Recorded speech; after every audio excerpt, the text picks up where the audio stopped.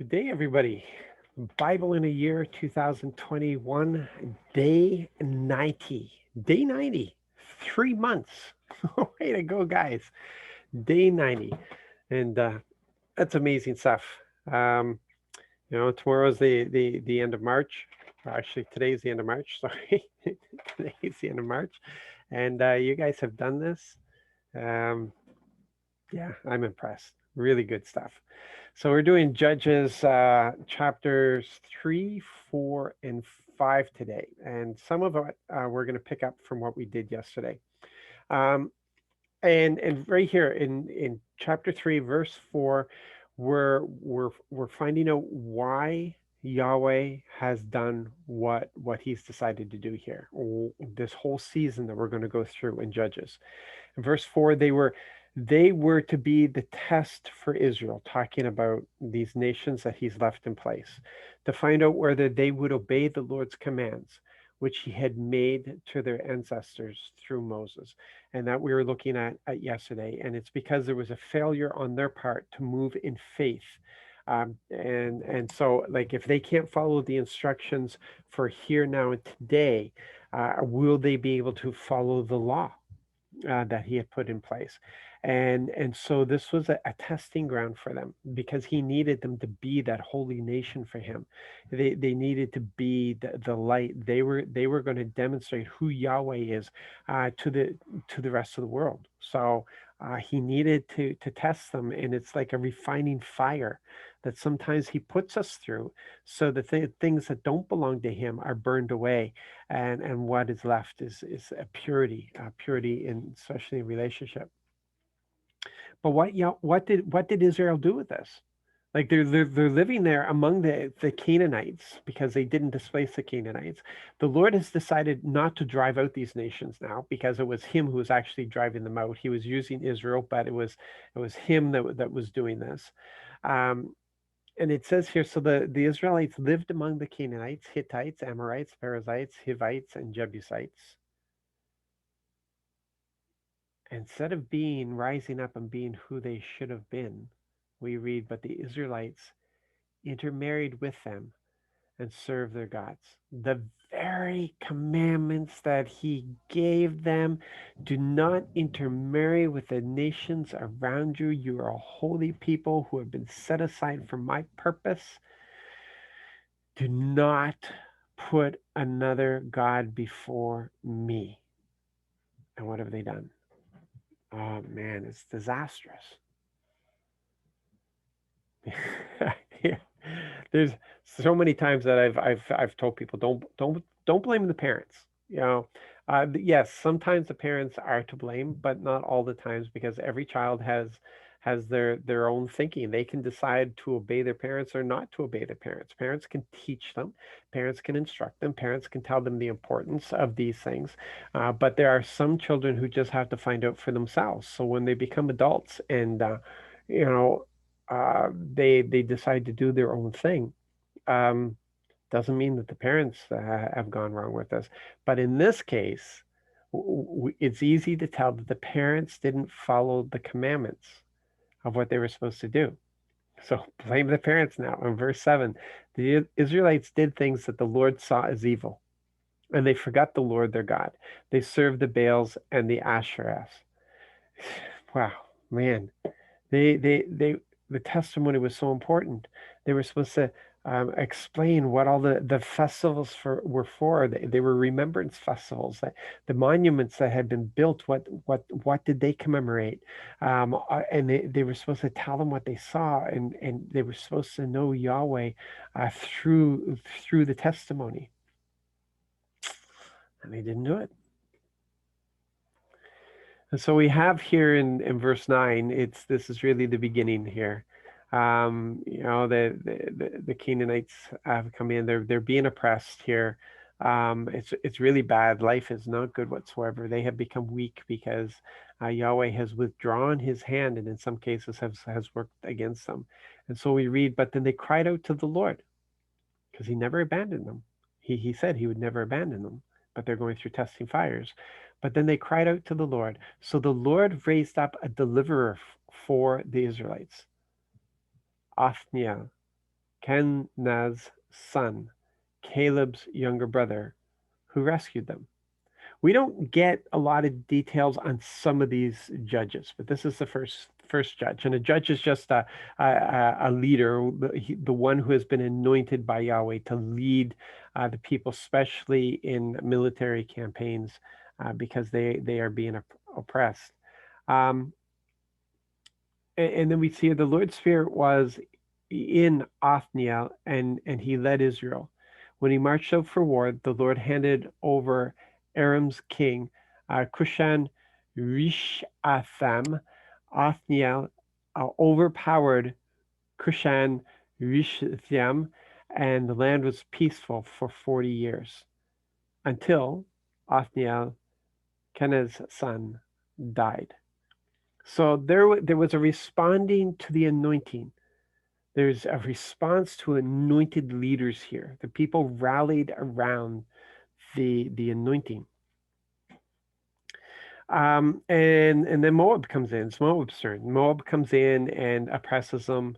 And we see here in verse 14, so the Israelites served Moab's king Eglon 18 years.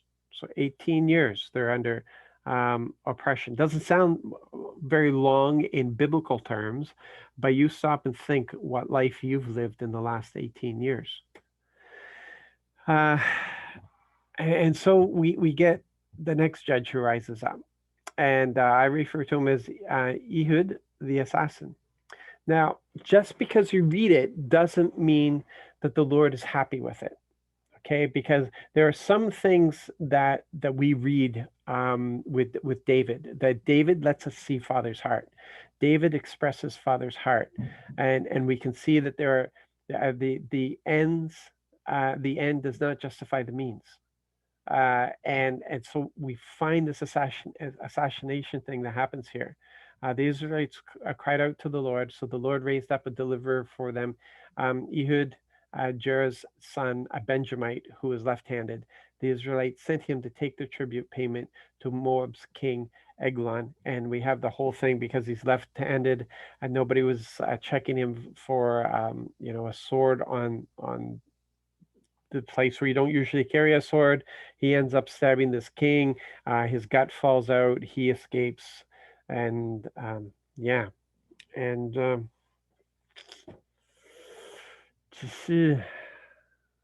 Lord wants the enemy defeated, and sometimes we think that we get to do it however we want to do it, but we got to remember that a code was given, okay, a morality was given by Yahweh. And there's some things that he put up with, some things that he just provided grace for, but it doesn't mean that he was pleased with that or that it was to be repeated. And so then we have him running back home. He rallies Israel. It was probably a tribe. It wouldn't have been all of Israel. And he told them, "Follow me, for the Lord has handed over your enemies, the Moabites." So they followed him, and they took control of the crossing points of the Jordan in the direction of Moab, allowing no one to cross.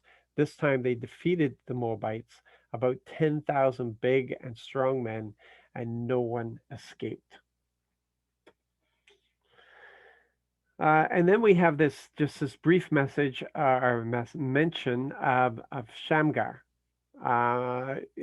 Because he's mentioned here, he becomes the third judge. So after Ehud, Shamgar, Anath's son, struck down 600 Philistines with an animal prod. He too rescued Israel. But when we read the next chapter, if you start with verse 1 and you look at verse 1, it says after Ehud. So it's almost like Shamgar is not considered in this next chapter. But anyway, now we have a significant event that happens here. Okay, I'm not saying that the previous wasn't, but this is a pretty big deal here, because people that were involved. So we see here in verse 2, so the Lord gave them over to King Jabin of Canaan, who reigned in Hazor. The commander of his army was Sisera, and he was stationed in Harash HaGoim. And here we have the prophet Deborah. And I know, some translations will have a prophetess. Uh, a lot of our English language is changing so that we don't have the gender involved with it as much. It's just, language evolves. French, Spanish, that you have the masculine, feminine, and so on. But English is losing some of that. So that's why we have here it's just she's just referred to as the prophet Deborah, and she's given knowledge here. Deborah answered, "I'll definitely go with you.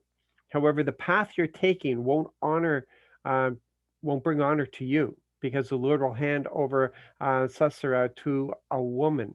Then Deborah got up and went with Barak to Kadesh. So Barak is the military commander, but the judge, the leader, is really Deborah, and Deborah will give instructions because she's the voice of Yahweh in this, and Yahweh is instructing Barak on what to do.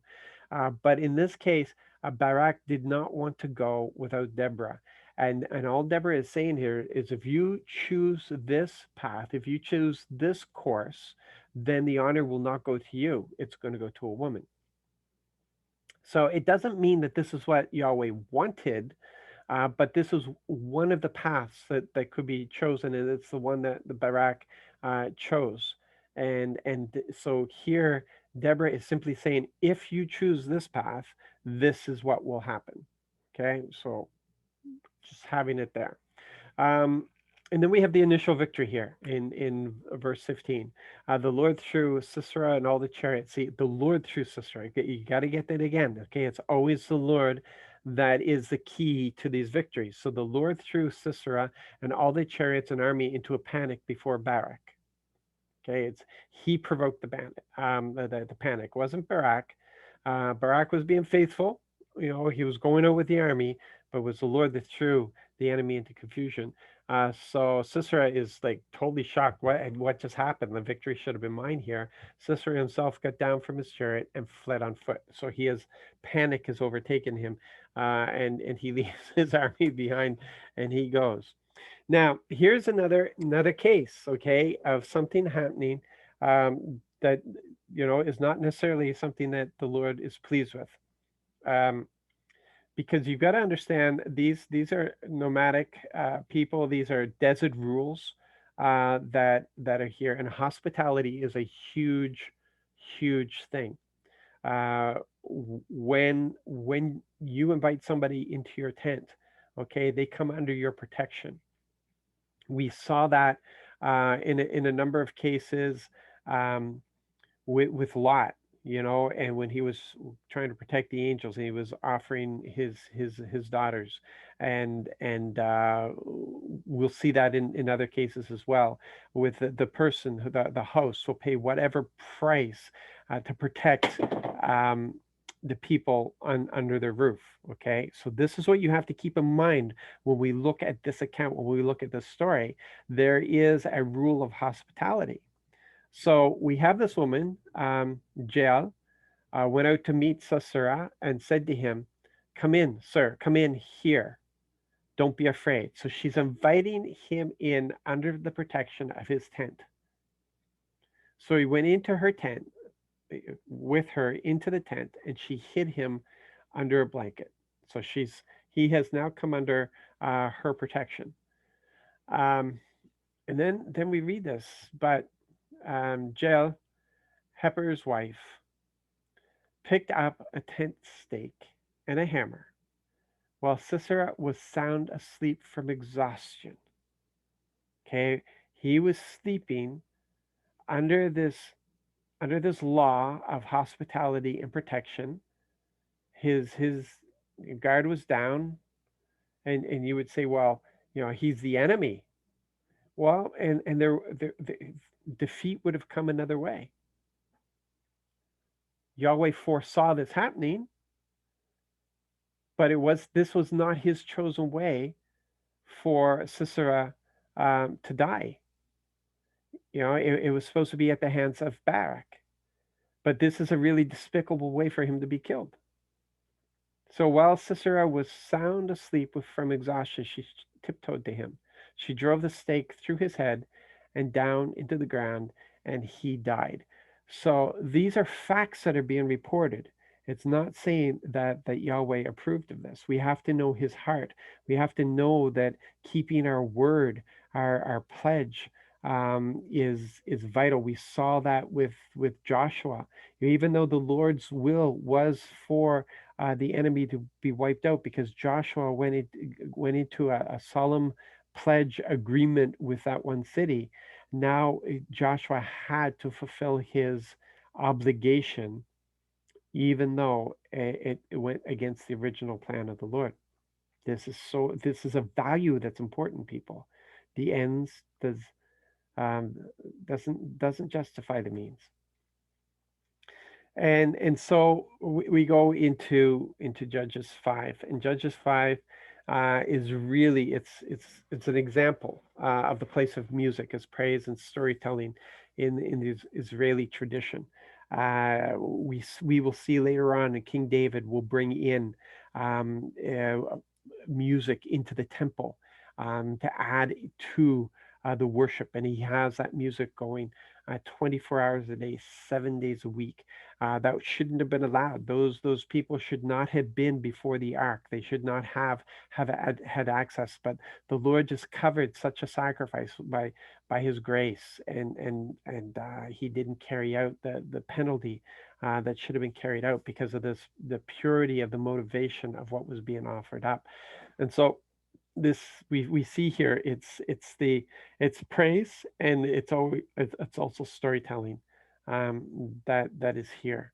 And yeah, it's the place of music in our worship should never be denied. It's always been part of us. We express so much through music, and we need to guard that and protect that, and in all its various forms. So there you go. That's it for today, and we're really getting into this now. And I really hope that you're able to discern. We know enough about Yahweh now. We know all we have to do is look at the law, and we can understand the values that He has. And going forward, we should be able to see.